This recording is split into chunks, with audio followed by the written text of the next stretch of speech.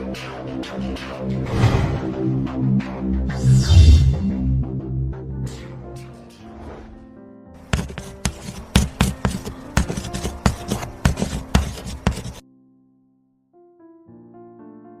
friends, I am Mr. Negi, a professor of English literature and language, the author of the YouTube channel Environment and Public Speaking, and my book is Speaking Environmental Studies in Public. Please see it in the description. This is our topic, first topic of 2026, and the topic is nature, eco, religion. Nature, eco, religion, we call it scientifically, but generally speaking, we can also call it natural religion. And this is our 12th topic. Before starting the topic, let me tell you a joke that actually happened 50 years ago. An anthropologist went towards South Pacific for research on a project. He went aboard a ship and he landed on the Fiji island. Fiji is the main island, surrounded by many small islands. Fiji is 100 kilometers long and 100 kilometers wide. He went to the villages. It was full of jungle, and there were coastal regions. When he went to the villages, all the men, women, children surrounded him. They wanted to know about his own country. They wanted to know why the anthropologist has come to them. Anthropology usually does research on tribal studies. He asked different questions to the tribes people of that village, and some of the tribes people, one or two of them who read grade 8, they knew a broken English. He talked to them about their food, about their behavior, about the dances, about the religion. While talking about religion, he just asked them about their belief of God. And one question he asked: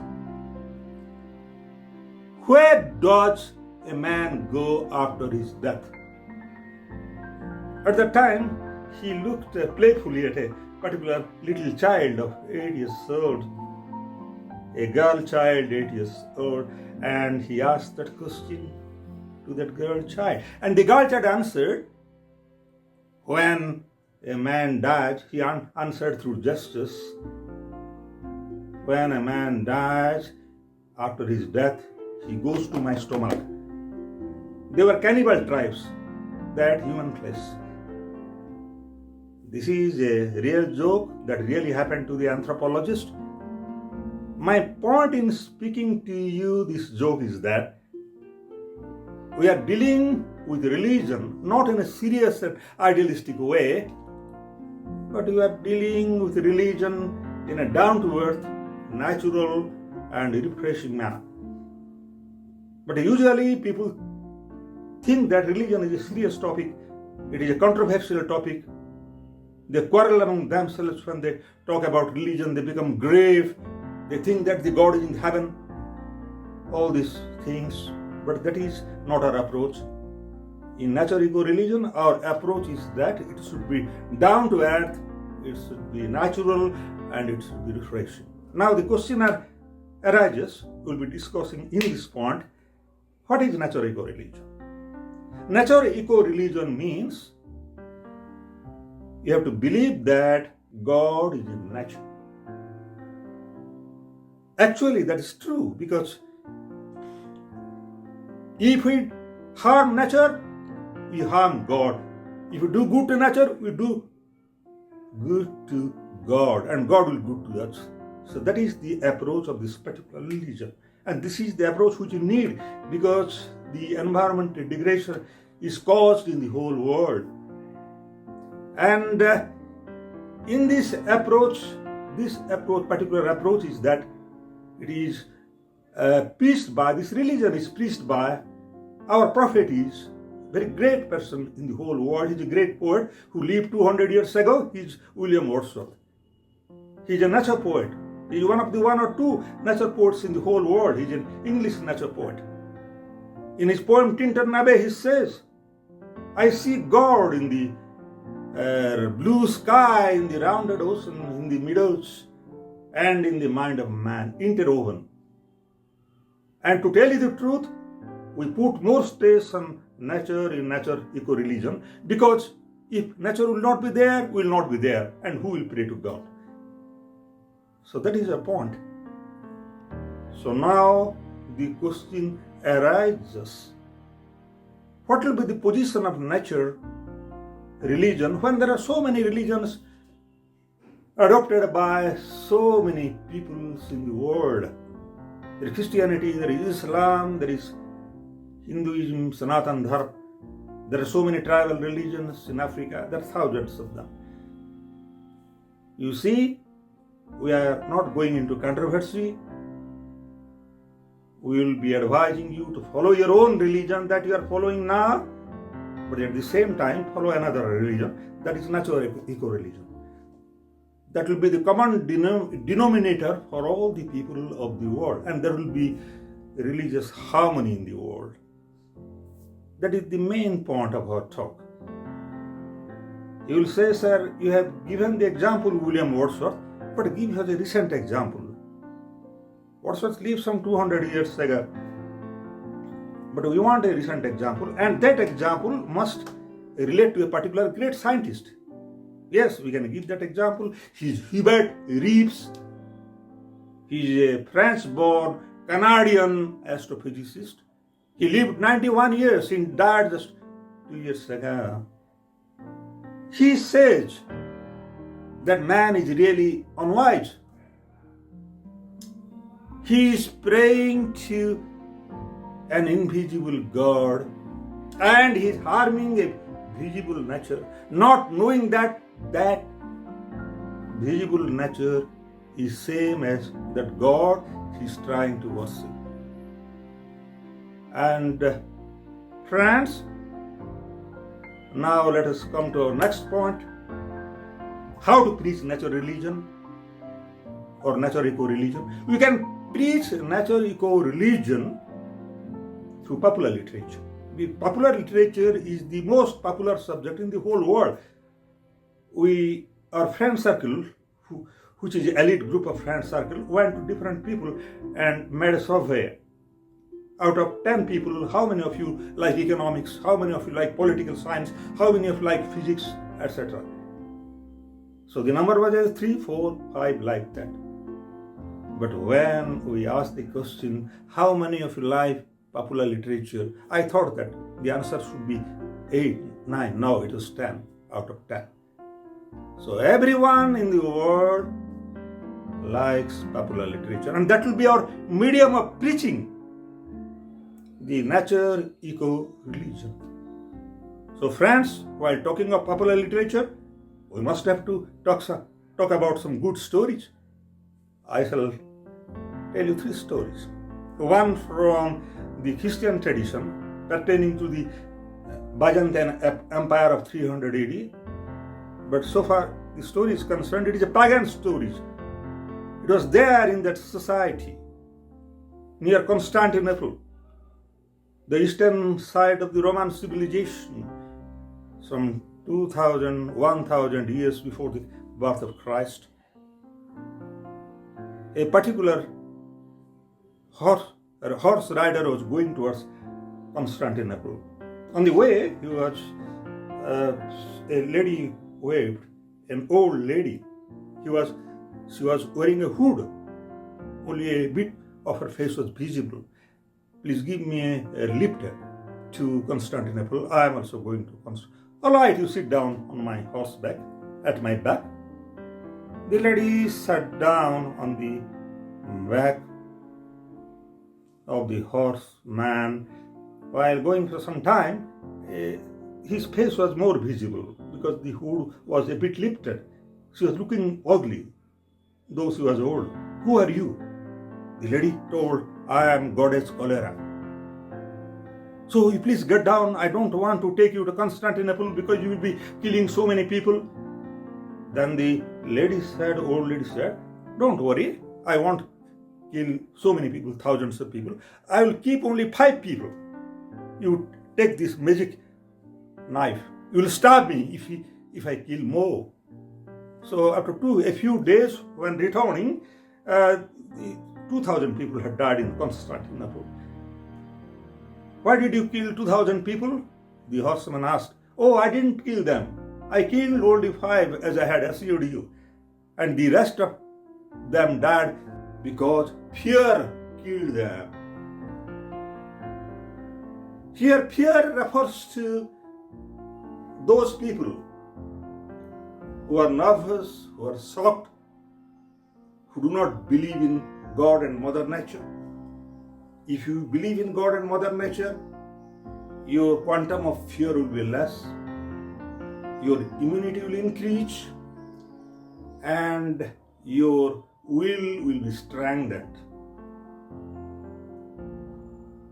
And you can live out of 4 important causes, as you have known from COVID. One is diet and exercise in a natural surrounding. Number 3, some precautions. Number 4 is your immunity and your willpower. So scientifically, this story is right. And it says that we must believe in a larger entity, divine entity. It may be Mother Nature, it may be God. So this is something scientific. Our next story is Bhakta Prahlada, taken from Indian mythology, Sanatan Dharma. There was a demon king, his name was Hiranyakashipu. He did not believe in God, he hated God, he hated Lord Vishnu. But his son Prahlada was a great worshipper of Vishnu, Lord, the God. He wanted to kill his son because the son didn't follow the ideology of his father. Where is your God?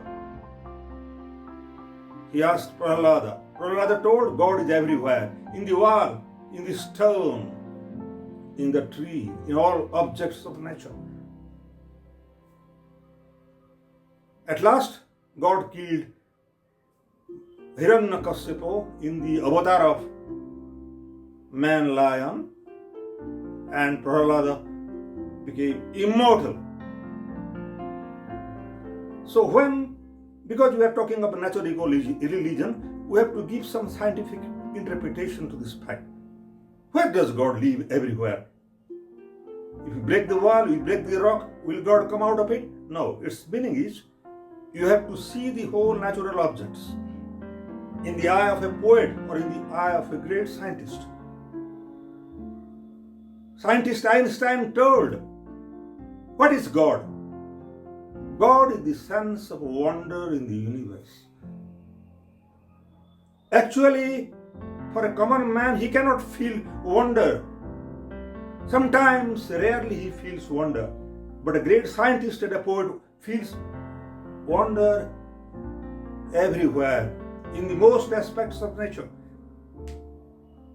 He kindly gives examples of some wondrous examples to prove your fact, how the feeling of wonder is God.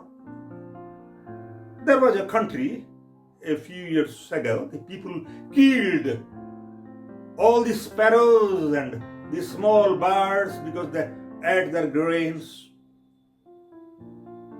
The sparrows and the small birds died, but before dying they cursed the people. And millions of people died. Is it not wondrous? It truly happened in 1958 when Mao Zedong was the chairman of China. He calculated that millions of tons of grain wasted in the country because the sparrows and small birds are eating, and he asked his people to kill all the sparrows and the small birds. They killed it. Then what happened? The sparrows and the small birds ate the insects. Now the sparrows and the small birds not being there was rampant insects and there was no crop. There was famine and millions of people died in China. And this is a wondrous example. If you are a religious man, you will say that we should not kill the animals. A scientific man also says the same thing. This is wondrous. Another wonderful thing, please say, you'll ask me, if you want to prove God from the viewpoint of Albert Einstein, yes. You take a block of ice. Your friend is going in the winter night. He's feeling very cold.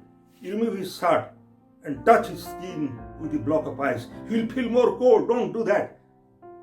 But that same friend will feel warmth when he's inside the ice house of a Eskimo igloo.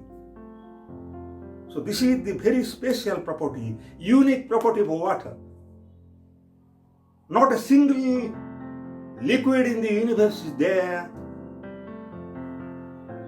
that floats when it freezes in tolerable temperatures. And because of that fact, when there is minus 2 degrees centigrade on the sea, all seawater should become ice. In the freshwater pond, 0 degree is enough. When all the ice will freeze in the pond or in the sea, then all the animals, aquatic animals, water animals will die. But they do not die because as there is freezing point, the ice floats. Ice being the bad conductor of heat. Cold cannot move inside the water, and underneath the aquatic animals live. This is also a wonderful thing. And we believe in God. Because if the aquatic animals would not be there, if the algae and fungi would not be there in the sea, would have died on the earth, because 85% of oxygen comes from the algae in the ocean. And another example of wonder is that you sleep for 7 hours, 8 hours at night, but your heart doesn't sleep. In order to live, you have to sleep. But in order to live, the heart must not sleep throughout your life. So friends, now we'll come to the third story. The story is from the Arabian world, because you have to speak something about the Muslims. This was the golden era of the Muslim period, 900 AD. Arabian Nights were written. There was a story in Arabian Nights. A genie took a bottle from a genie was in the bottle and it was taken out by a fisherman. When he opened the lid of the bottle, smoke came out and there was a genie. Friends, this has got great ecological significance. We have taken out the coal and natural gas from underneath, and we are turning them into smoke, and there is carbon emission, there is global warming, and there is disaster. So now, these are the things. So friends, now we have to come to our next point. I'll ask the Muslims to read your Arabian Nights, to read popular literature more, to follow natural eco-religion. So you'll not be fanatic. You'll not be radicals. Now the European countries, all the countries, people are not liking you because you're radical. And you have to stop love jihad, grooming gang. You have to stop converting people from other faiths into your own religion. by terrorist activities. UN has told out of 726 terrorists in the world, 702 are Muslims. So please follow nature, eco, religion, the Arabian literature, and your religion less, and everything will be all right. Friends, now come to our conclusion. In this conclusion, I would like to say that a very great trouble is happening in the understanding of humanity in the world. Out of 8 billion people, nearly 2 billion are not going to churches. 50,000 mosques in Iran are vacant. The youth doesn't want to believe in their traditional religions. They believe in science. They cannot believe in God mentioned in the traditional books. And this is a dangerous thing. Too much of religion is bad. For example, Islam.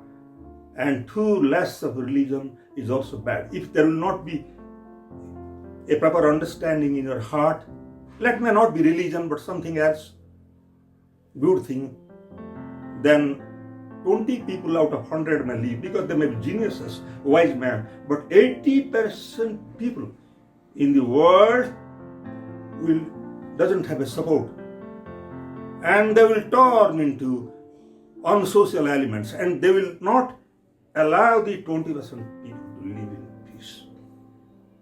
There will be fighting tendencies. Now the school children are going to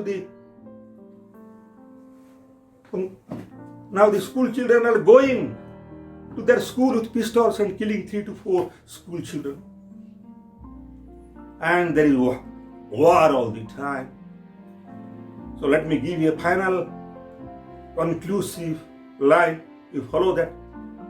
So what is the text of Nature Eco Religion? Give us a slogan. The slogan is love nature folks, that is the tribal people, the indigenous people. Love nature religion and love nature positive growth.